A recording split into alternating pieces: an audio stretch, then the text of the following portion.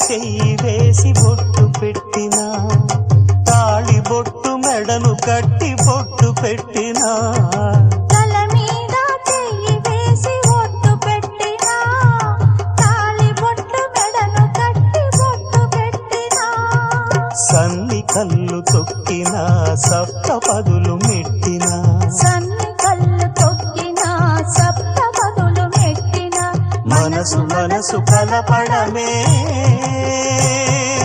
మంత్రం పరమార్థం.